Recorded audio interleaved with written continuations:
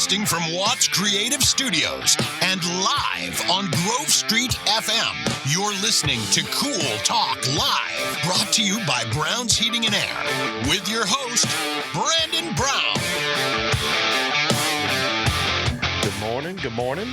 Welcome to Cool Talk. Thank you for tuning in, whether it's live or on all your podcast apps. We're here in Bedford, Virginia, Watts Creative Studios, worldwide podcast that Woody, we've been worldwide, right? Yeah, global. We've gone global, so we have we've been lucky. Last couple months, we've gotten a couple. You're huge in Cyprus. Hits with some rankings in Cyprus, wherever that's at. We were in the top 10 in Cyprus. They have billboards with Brandon on them. When me and Woody ever fly to Cyprus, we'll need a security detail. He's the David Hasselhoff. But we did get top 10% on one of the rankings, right? A couple weeks before. Yeah, you still in the top 10%. Still in the top 10% of podcasts worldwide, which is huge because of it's millions and millions of podcasts, and we're within the top 10% of downloaded shows. So that's awesome. Yep. And that's all because of Watts Creative Studios and all their. And if you want to join the official Brandon fan club, we will be sending out invites soon with t-shirts and membership plush dolls of Brandon, and it'll be great. But yeah, thank y'all for joining us and everybody that listens. And today we have Katie Solvig back again from UMFS, which is a nonprofit here in Central Virginia that helps foster kids. And since May is Awareness Month for fostering, if you've noticed, if you follow us on Cool Talk Facebook, we have dedicated the month each week of sharing different information for Katie and their group to try to help people become foster families or just get involved, whether it's donations, events, and so we wanted to bring Katie in today and kind of update us what's going on in the area, some events coming up, and how you can get involved. So thank you for coming back. Thank you so much for having me again. No, you're very welcome. So tell us a little bit since last time you've been here. Yes. Anything new or anything, what's going on with? Yeah. So it's been very busy. It's been great. This month we've had a lot of people from the community just be wanting to help us as we're raising awareness for the need for foster parents in our community. And that's been just so amazing to see the community come together and be really supportive. We've also launched our new campaign, and it's really centered on the slogan, "Yes, you can." Yes, you can make a difference. Yes, you can become a foster parent. There's always reasons people say, "Oh, I can't do it because of this. I can't do it because of that." But we really want to flip that on its head and focus on why you can become a foster parent. People put barriers in their way, but if you really have the desire to become a foster parent, to really come alongside kids and youth who need people, you can. And that's our message, is that yes, you can become a foster parent. That's awesome. And because it's a lot of kids in need. I think in Virginia right now, there's near over 5,000 youth in the system. And I believe, though, just in this area alone, there's around 300 to 400 kids actively looking and needing help. Is that correct? Yeah, it's just over 350 kids in our community. So they're ready to be brought in. So is it pretty easy to get involved? It is. It's really easy. I mean, the easiest way to do it is just to go to our website at www.umfs.org. There's a button that says foster. You can click that, and there's an inquiry form. That's you just reach out, and one of our recruiters will contact you and just kind of talk to you about your interest, give you more information about our program, who we serve. Our program is really designed to serve youth in that 8 to 17 range, and we often are getting referrals for teenagers. And so we need families who are willing to open their homes and to create safe and healing spaces for kids who have gone through some hard things, and we really want to be able to support our families in that. So that's the simplest way, is just to go to our website and reach out. Even if you're not ready to take that step of training and you're just looking for more information or ways that you want to get involved, just reach out. So there's ways also until you're ready to donate or kind of get involved. Is there other ways they can get involved without bringing in a foster kid at the time? Or? Yeah, definitely. You can always, share flyers. You can always share posts. I think a great way to get involved if you're interested is just to start educating yourself on the need, on what foster care really is. For example, 50% of youth in the foster care system nationwide will be reunited with their primary caregivers. So, foster care isn't the end goal. Our goal is to reunify families and to create long-lasting homes, whether that's through reunification or adoption or going to a relative. And y'all also provide, I guess, you don't just say sign up, here it is. Y'all provide different classes or trainings and different, counseling and all that as well for families and the kids. Yeah. So some people come, they're like, I don't really have experience. I don't really know, how do I actually parent? Well, that's where we come in. We give our training. So we have training classes that start every month. We get a group of families together. It's in person in our Farmville office. It's very interactive. It's a time where you get to know our staff, get to know other families, ask all your questions, go through our training piece of how we want our parents to, interact with our kids and different things like that. Talk through your concerns. It's really an assessment process for yourself as well of just learning more about UMFS. And we never drop off a kid and say, okay, good luck. Yeah. We're with you every single step of the way. We come alongside. We have, our staff are going out to your homes. We have those visitations. We have ongoing training. We have 24/7 on call. So day or night, if there's something going on, or you just need to vent, you need advice on how to handle a situation, we're always there for you no matter what. What other events do y'all have? I guess it's ongoing events. So once you have someone in and you want to look for events to keep active with, your families, what other things do they have other than training classes? Is there fun events y'all do together or field trips? Is there stuff like that you can do to kind of keep people together? Yeah. So we, COVID has been really kind of a barrier in that just because we haven't been able to get all our families together. We were able to do our holiday event at Christmas time, but May, since it's Foster Care Awareness Month and Foster Parent Appreciation, we have our events coming up for our parents. So we're doing a masquerade kind of ball. So we're having, an event for them to get together and celebrate them and to honor the work that they've been doing. And so that's a way that we help support our families. We're always, looking to give back to them and encourage them. And that's ways that people can also get involved. If you're not ready to take that step of becoming a foster parent, but you want to start getting involved and get your feet, well, there's always ways to donate and to support people who are already foster parents. And then at the end of the month, we're doing a event with the Forest Library. It's going to be a family movie night. We're watching Lilo and Stitch. It's going to be super fun. It's May 20th. We're going to start at 5:30. There's going to be coloring packets, snacks. It's going to be a really fun time for the community to get together. And that's open to anybody that has foster kids or anybody may be interested? Or it's open. Honestly, It's open to anyone. If you are just interested, you want to learn more about foster care, it's a great time to come back. I'll be there. Some of our staff will be there so you can talk to us. Or if you just have a family and you want to come have a movie night, just come out and join us. Do you have an event on that on your Facebook page anywhere? Yeah, we do. Make sure tag us in it so we can share that. I know several friends of mine that have foster kids through different programs, and I can definitely give them the information. We actually went to the Easter egg hunt the day before Easter for Humankind. It was their foster kid their foster kid Easter egg hunt, but it was open to everybody. And I just saw Humankind, and we've helped them with several things, and we showed up. It was a ton of families there, and a lot of families there that were in the programs with foster kids. It was awesome to see just the kids being happy and be able to do those things, and that and just to be able to feel like they're in a good family environment, because you want the kids to feel safe and secure and not scared.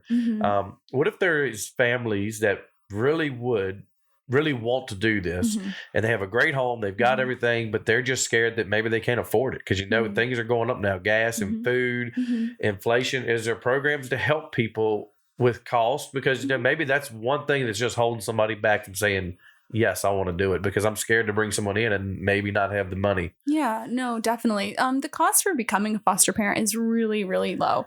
One of the things we do ask families pay for is the Child Protective Services check and then your background check. And that comes to be around $70 per person. So that's pretty minimal. There's a few other little things. If you have to have a health background check. So if you have, through your primary care physician, things like that.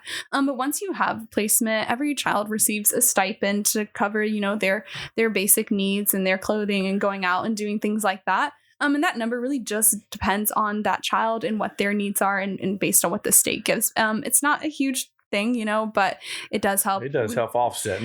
People that don't know that. Mm-hmm. And for us, one of the basic requirements to become a foster parent is to show that you are financially stable.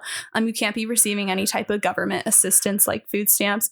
We don't look for a specific number, but we do want to make sure people are able to cover their monthly expenses. Right. Because the main goal is definitely they're already coming out of a bad situation. Mm-hmm. We want to make sure they're going into something improving and a good situation.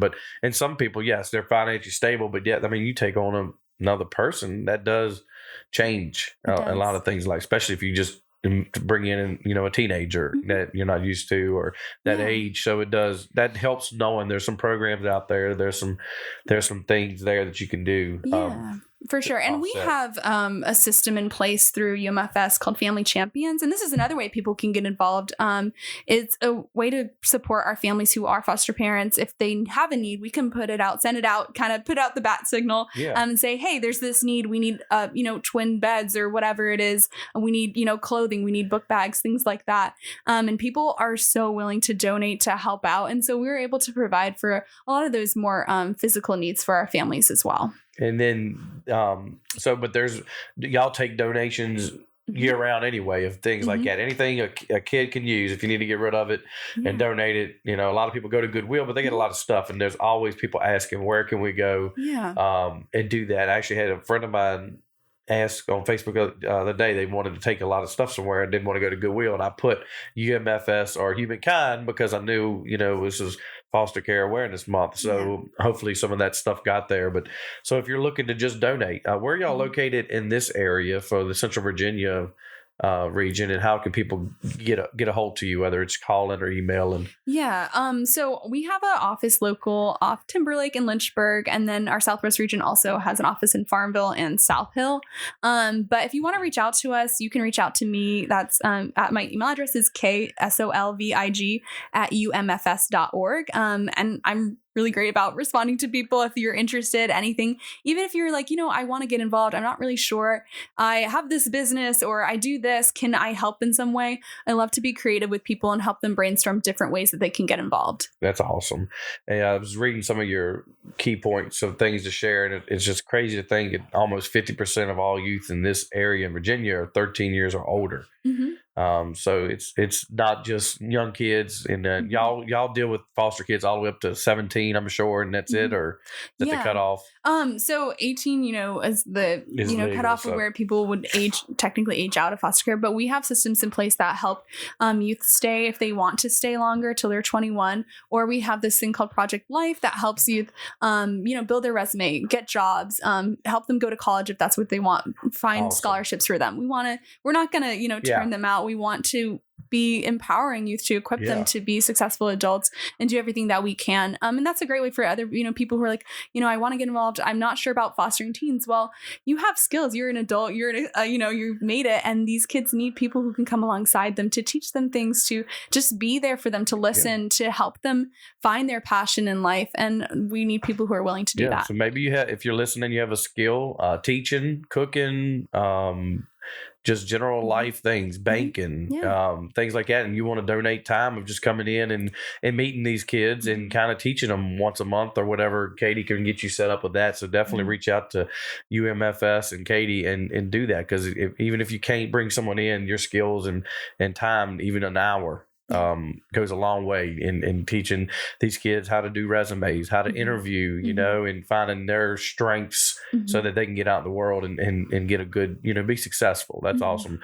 And help them get, diplomas and get through college. Yeah, exactly. And UMFS as an organization, we are very strengths-based. That's what we focus on. That's one of our core values, is to start with strengths always. So whether that be with our kids or our families, as you're coming through this process and kind of going off that campaign, yes, you can. We are looking at our family strengths. There's families who are just, really patient, or they're really great at listening, or they are really good at, being a part of a team.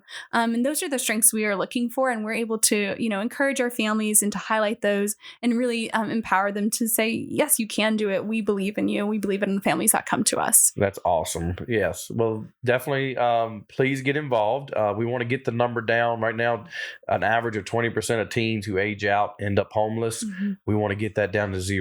So May is Awareness Month. We want to thank everybody and thank you for coming in. Thank you for having me. And go back and check. You can follow you look for UMFS on Facebook or check out their website and let Katie know if you're willing to do anything, whether it's donate, take in a kid, help with your skills, and teach these kids life things so that they can go out and be successful. We want to get that number of 350 around this Central Virginia down to 0. That's the ultimate goal, because it's I don't think it'll ever be 0, but we need to get it down because it's always changing. So if you're interested, please check that out and help these kids out and help these organizations out to make these kids have a successful life. Yeah. So thank you for coming in. Thanks so much for having me. I appreciate being here. This is a second. If you look back on our history, we had Katie several months ago introduced the program. So this will be our second interview with her. So definitely check out all our episodes, and then we will be back after this commercial. Hello. We'll be on the line shortly. From all our team, thanks for calling to learn more about Trane Heating and Cooling. Everyone knows it's hard to stop a train. But it's not just about never stopping. It's about never settling. Always moving forward, revolutionizing again and again. The way we make our spaces more comfortable, more livable, and each time asking one simple question. What's next? That's how we've been a leader for more than a century. Because hard to stop doesn't just mean our products can keep going. It means we will too. So epic. I love that, man. Brandon They're Brown, coming on, man. Heating and air. It's hard to stop a train. I just see you walking you can't really do explosions because you don't want people's houses exploding. But in the commercial, you're walking away from a house that's just like the Progressive commercial where he blows everything up. Yeah, you're just walking away but it would totally send the worst message to your customers. So don't let me do that. Don't do that. Don't do that. We're gonna skip that ad. Yeah. God, that'd be awesome though. Ooh, that would be fun. That'd be great. We could make a movie. Maybe we can just make a movie. Yeah. Well, last week I was telling you, last Wednesday we put our house on the market and we got some place where, man, it was a crazy. I bet 2 days. Literally, we picked and sold it. We put it on the market Wednesday. We signed the contract Friday morning, but the only reason that we did that because we had 22 showings. Good Lord. Within 2 days. That's crazy. And we had several offers. And what really blows my mind is you wouldn't believe how many people would come, and actually the realtor just showed up and showed their clients the house over FaceTime. Oh my gosh. The people weren't even, because they were out of state. But and we literally got 2 offers from people that didn't even see the house in person. That is unreal to me. Can you believe or imagine buying a house over FaceTime? No, not at all. That one was crazy. So this market is crazy. Let me tell you. That offers a little bit of insight then. So the housing thing in this area. The housing market is. So where are they coming from? Where are people? We had Jersey and Raleigh.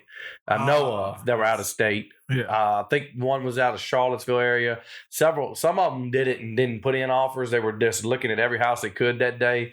And we might not have heard from several of them, but we just know they were out of state. But we had a ton of people, of course, show up with families in the area as well. That is unreal. But this market has just gotten, if you can sell right now is the time to sell. I'm going to tell you right now, I don't care what you got. Things are appraising good. They're selling hot, and they're not sitting on the market long. Now I've got neighbors beside me thinking about selling their houses because of so much action. Oh God. You honestly, now it's if your neighbor has a for sale sign, you may as well just put one up in your yard and see what offers you get. Yeah. Just be prepared to have 37 showings. And you don't have to take them. Just list it a little higher than you think and let it go. You wouldn't believe we had offers and they were fighting each other. Every offer was over asking. And people the FaceTime would just blows me. I could never buy a house and move somewhere. And that's a lot of. If I was a real estate agent, I would be scared to death that I'm selling this house to my client who's out of state over FaceTime. What if they show up and they don't Yeah, they get it and it's I want my money you back. didn't tell me this. You didn't show me this on the FaceTime, and then I just don't know. I think it's because we use that house in a commercial. I feel like word got out.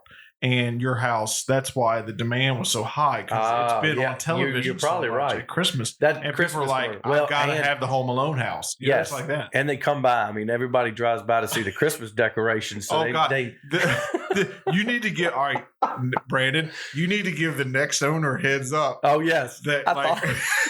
Because you've set the standard in the neighborhood. Oh, and God. You're going to have kids devastated I need to tell this couple. You need to give They're a young couple. That's part of the deal. The people that the couple that got it, they're a young couple. He's an engineer for BWX. And she works at Liberty, but yeah, I'm gonna have to warn them. Yeah, because you can have people. I mean, hey, dude, from October 1st, to January 1st, if you notice a line of cars coming by, dude, I'm sorry. Yeah, that's gonna be so sad. You're gonna have so many kids crying down your street next Christmas. I'm gonna have to. They're like, "Where's the light?" I'm gonna have to notify. There's a Christmas light. You hit Santa Claus in your driveway. I did. Like, oh gosh. Man, Santa's gonna show up and say, "Dude, I'm here for my night."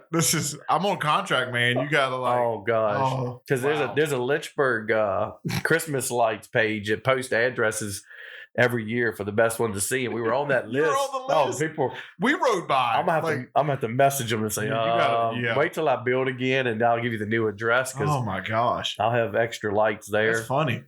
And now what we bought, I got a huge field, man. I'm gonna fill it up. It's gonna look like a. Oh Lord! You can see it. You can be able to see it from space. Yes. Just put a big Browns heating in their logo. I need to make a note of that. I need to warn new owners. Warn new owners. You might not want to come home. You might want to leave for 3 months in the fall. From Halloween to New Year's. Just don't try to compete. Just work overtime. Just leave. just go on vacation. But the power bill should come down in those months. So don't look at the power bill history. The neighborhood's like, why is the traffic so light this year? Because Brandon left. And the power bill, the generators don't have to run.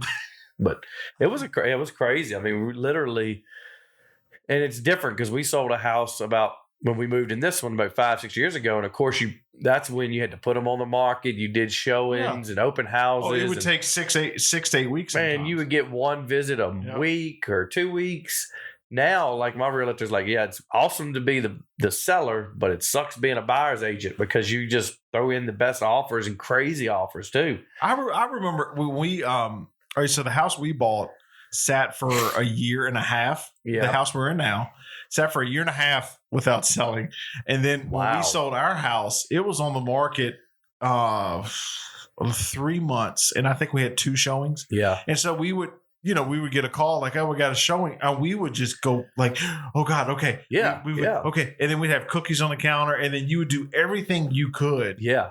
To win over the person. Now it's like their clothes on the bed. I need folding, but don't worry about it. And just people walk through FaceTime and buy. We literally we spent all weekend, the weekend before, cleaning and organizing and just making it look good. And then as soon as it went on the market, we left and just stayed at her grandma's. That's because it was literally people looking one night at 11 o'clock at night. That's great. Oh, because we told them we put in the notes we were going to be gone so they could look. So it was showings almost every 2 hours. There was a showing for 2 days straight. So when do you have to be out? We actually got the one that we picked was actually good. We're going to definitely close 1st of June, but they're going to allow us to stay to July 16th. So they gave us an extra month and a half, a little over a month, so we can, the one we're buying, hopefully they get something and they get out. If not, we'll just be homeless for a couple months. Because we stay in a warehouse. We gave some bunk we could stay at the Grove. The Grove Inn. That's it. That'll be a good business. That's it. I'll put an Airbnb out there for you real quick. Rustic bed and breakfast. That will need breakfast. Open air. I'll describe it really good. You have to make sure Casey brings us breakfast. Yeah, we'll bring you McDonald's every morning. Every morning on a plate. Joe Beans and breakfast. There you go. But yeah, so we're definitely taking a wild risk because the people we bought from, we gave them a few months to stay and look to. But with the market going, they're looking every day, but it's not much on the market. Yeah, that's the. But they're looking. Problem. They're trying their best. That's what scares me. So we may be homeless for a few months. I don't know. We are looking. We got a couple Airbnbs we could do. Yeah. well, we could stay at our granny's still for a little bit. Go on a vacation. Go to Disney for 2 months. That's what Dara said. We'll just take an extra vacation. That's it, man. Go like on a 2-week trip everywhere. I got a couple pods coming in a couple weeks. Just put them in front of the garage. I'm gonna load up all I can, and then I'll put it on the new property somewhere so that once we build or get over there, then we'll have it. So I don't have to. That's great though. Congratulations. I mean, that's you're right though. If you're remotely interested in selling, you better do it the next couple months. Like really, because like after that, it's not going to be like this. Now, they do predict that appraisals and things are going to keep selling a little higher. One, because it's record low inventory and record high amount of people looking to buy. Yep. The only thing is, of course, the interest rate is tracking up a little bit. So all it is changing. Like every time it goes up, you may change how many people can look at your house depending on what it's listed at, because their pre-approval is maxed out, may come with down the interest. Yeah. But they say that next year or two it's still going to stay hot market, but the interest rate's just going to dictate how many people can actually, put in offers of your house. But I mean, we knew we were going to be loaded with. I mean, that's quick. Yeah. We had offers the first day. We had 3 or 4 offers within 12 hours of being listed. I figure once you put it on Facebook, it's like once you post it that it was for sale. I figured then I was like, it'll sell within 48 hours or right around that. And sure enough, we just gave them till Friday morning because we had so many showings, and we wanted to make sure that the ones that did look at it Thursday had time to put in offers. But it was a crazy thing. You didn't have to worry about. There's no more real estate magazine. No, there's no more open houses.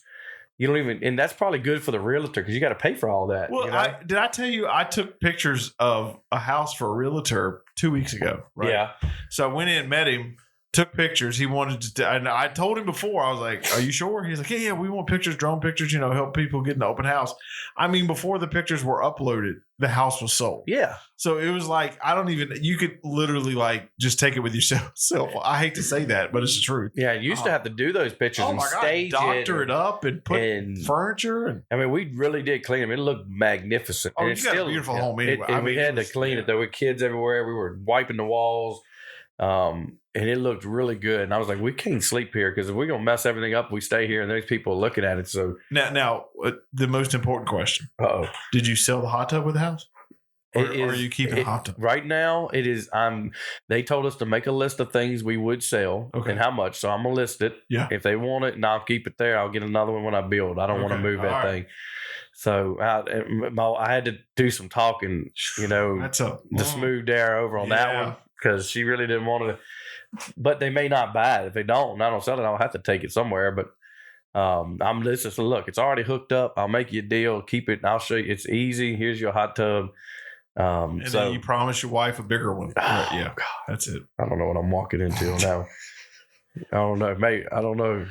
So, but I don't get it in a lot anyway. But her and the boys love it. So luckily, it's getting summer now. We don't really use it anyway. But so it's part of it. We're making a list of things for them. They may keep it. They may not. So we'll have to see once we give them the list. But it may, if not, I may sell it anyway. Just get somebody pick it up and haul it away. So I can't store it nowhere. I don't know where to put it. Like you might have a gap. And it'll be a whole year. I mean, by the time we do this and build, it's probably gonna take a year or so. Gosh, I don't know where I'm gonna put it. So unless I make a flower garden, we'll keep it safe on some. You got room at the Grove? I got put it out in the warehouse. I would say we put it in our house, but it would take up the whole backyard. Like we don't have. we could put it next to the fire pit. I think you might get home and have a for sale sign in the yard now. I might. All this thing's going good. Oh my God! Laura, if you're listening, go on and just put it in the yard. Put it in the yard. See what we get. It'll be gone by tomorrow, and then you can just move in the studio. Yeah, we'll live out here. You can buy a house in Bedford. So, well, anyway, thank y'all everybody for listening today. Not tonight. Check out the Foster Care Awareness Month and the information we had earlier on the show, and we will see you next week. Thanks.